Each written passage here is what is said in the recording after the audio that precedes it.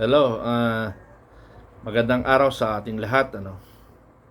March 11, 2028. What I mean, correction, 2026. Ay magkaisa tayo. Ipakita natin ang ating pagmamahal sa ating bayan at sa kay Pangulong Rodrigo Roa Duterte. Pero hindi ibig sabihin na tayo ay maka-DDS, tayo ay makabayan. Ang akin lang diyan ay hindi tama yung ginawa ng ating gobyerno, na mayroon naman tayong batas dito. Bakit sa ibang bansa nililitis ito, no? So kung gusto natin tulungan ng bayan at si Pangulong Duterte, kumilos tayo March 11, magkita-kita tayo. Bawiin na natin kapangyarihan ibinigay natin sa ating Pangulo. Wala siyang ginawa sa ating bayan kung hindi pahirapan ng bayan, inubos ang kaban ng bayan. Sino mang kumukontra sa akin, walang personalan. Bayan natin ang pinag-uusapan dito. Mamatay ako para sa bayan. Lalaban ako para sa pagbabago, para sa ating mga apo. Ganon ang ating kwan. Alam niyo mga kaibigan, pero bago ang lahat yan, ito pala munang babasahin ko para sa lahat. Ang sa tagal ko sa armed forces, more or less 40 years, I started 1973 to help the government, and I retired 2014, sa edad kong 13 anyos, So nung kabataan ko, ang nakikita kong tapang yung lumalaban sa kalaban, barilan sa barilan, patayan sa patayan. Pero ang napapatay pala natin ay kapwa Pilipino. So, yun ang naisip ko, na naging matapang tayo. Ako, civilian ako noon . Pero nang naging sundalo ako, ang tapang natin, ang lumaban sa kalaban. Hindi tayo matakot mamatay because pinagtatanggol natin ang ating bayan. Pero ang napapatay pala natin ay kapwa Pilipino na naliligaw ng landas, na dapat sila ang isa sa ating puprotektahan because naliligaw nga sila ng landas ng mga manlulukong Pilipino para sa kanilang mga personal interests. So ang nakita kong tapang talaga mga kaibigan, yung ipinaglalaban mo ang taong bayan, lalo na ang korupsyon. Biruin mo, 40 years ako nakikipaglaban sa gobyerno, sa kabundukan. Tapos andito lang pala sa Malacanang ang kalaban natin. Di ba panggagago yun? Di ba? Kami, umaakit ang bundok. Kayo mga rebelde, umaakit kayo ng bundok at lumalaban sa gobyerno. Kami yung kaaway ninyo. Kami rin ay naging kaaway namin kayo. Pero na nakita ko ay may mga personal interests sa gobyerno natin. Dito ko lang napatunayan ngayon na ang tunay na kalaban natin ay nasa gobyerno. Nasa gobyerno ang ating tunay na kalaban. Bakit? Bilyon, trilyon of pesos ninanakaw nila ang pera ng taong bayan, na dapat sila ang makikinabang. Libre hospital, libre electric, libre water,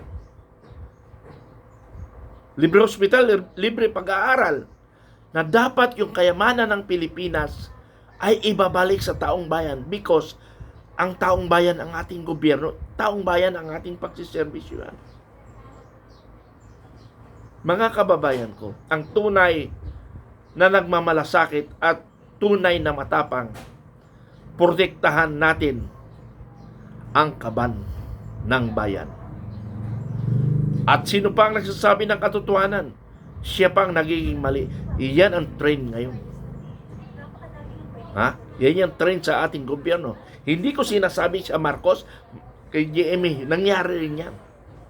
Na kung sino ang nagsasabi ng katotohanan, ang siyang masama. Pero ngayon, mas malala ngayon. Dahil mismo ang Kongreso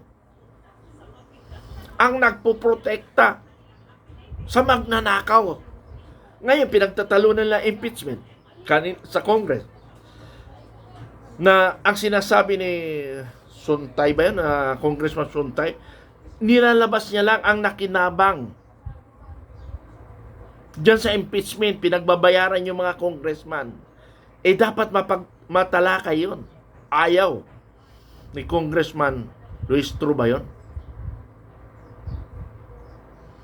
Ayaw nila mapag-usapan yung malita-malita. Mga punyeta kayo. Bakit ayaw niya pag-usapan ng malita-malita? Dahil kasabwat kayo? Mga hinayupak kayo? Ha?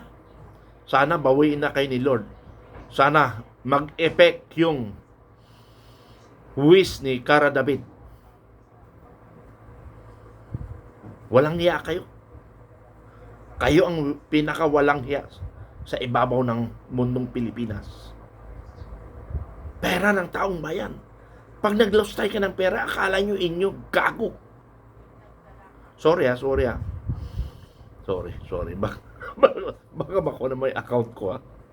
May report. Anyway, gusto kong basahin sa harap ninyo ang panawagan ng United People's Initiative headed by Major General Romeo Pukis. Basahin ko lang ang kanyang gustong iparating sa mga nagmamahal sa ating bayan. Basahin ko lang. Suportahan natin ang 18 Marines, 18 brave soldiers, sa lahat ng mga retired o separated na mga kasapi ng AFP-PNP at iba pang Armed Forces Service. Ano man ang naging ranggo, kayo ay inanyayahan na magsalita kung gusto ninyong magkaisa at makasama sa manifesto ng suporta sa 18 Marines. Pakitext o i-message complete name at rango sa aking messenger. Sa messenger ni General Pukis, ang tinutukan niya, Major General Romeo Pukis, o kay Mark Delson, cellphone number 0963 7765 560. Ulitin ko, ha. 0963 776 650. Yan yung messenger number ni Mark Delson. Okay? Or sa messenger ko, ipadala nyo. Para magtulungan tayo. Huwag lang mga active, mga delikado. Ma-court martial na ba kayo katulad ni Colonel Munggaw? Example, General Pedro A. Cruces, Philippine Army. Okay? Second Lieutenant Juan de la Cruz, Philippine Air Force. Sergeant Tomas Quirco, Philippine Navy, Marines. And Colonel Segundo Smitran Jr., Philippine Army. Halimbawa lang yun, pahayag ng pagkilala at matatag na suporta mula sa retiradong militar, pulis, at iba pang uniform personnel. Wala pala nakalagay doon, puro militar ito eh. O halimbawa, Police Colonel Jonathan Galang, Philippine National Police.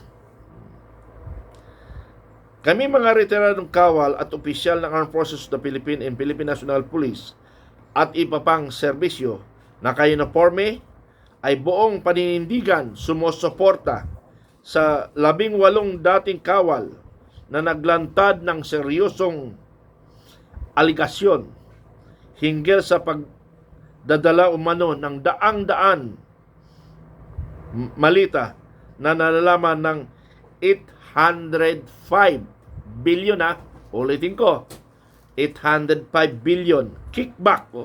Grabe. Oy, Congressman, isa ka na kayo dito. Tapos mag-impeach lang kayo ng 185 million. Parang ginagago yung taong bayan, Okay, para sa matataas na opisyal na pamahalaan, maray naming binibigyang diin ang kanilang pagsisiwalat ay isang gawaing marangal at pagmamahal sa bayan. Katahimikan at hindi pagtataksil. Ito ay katapangan, hindi ito dapat maliitin, kundi kilalanin at igalang. Ang isang sundalo ay hindi lamang tagapagtanggol laban sa panlabas na kaaway, siya rin ay tagapagtanggol, ay tagapangalaga ng dangal ng Republika ng Pilipinas. Kung may katiwalian ang pagsasalita laban dito ay pagtatanggol sa bayan.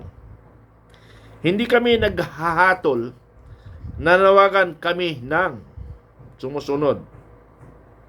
Isang malayang transparent na investigasyon sa kanilang aligasyon. Buong proteksyon sa kanila mga nagtitistigo. Panggalang sa kanilang karapatan at dignidad. Ang tunay na karapatan ay isang konstitusyon at isang sambayanang Pilipino. Hindi sinumang personalidad. Sa 18 dating kawal, ang iyong ginagawa ay isang makabayan. Panindigan, ito ay dapat kilalanin, hindi hahamakin. Para sa katotohanan, para sa dangal, para sa Pilipinas. Paki-share and forward, suportahan natin ang 18 Marines. Wow! Sa lahat ng mga retired o separated na mga kasama ng AP at iba pang mga armed services, anumang naging ranggo, kayo ay inanyayahan na magpalista kung gusto ninyo makiisa at makisama sa manifesto ng suporta sa 18 Marines. Paki-text o message ang complete name at rank sa aking messenger.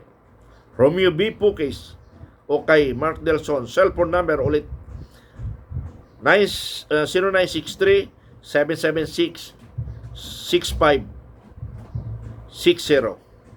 Okay? So, sana maintindihan ninyo ang aming panawagan. Maraming salamat. And please share my blog and my post. Salamat po. Maraming salamat. I love you all, Filipino.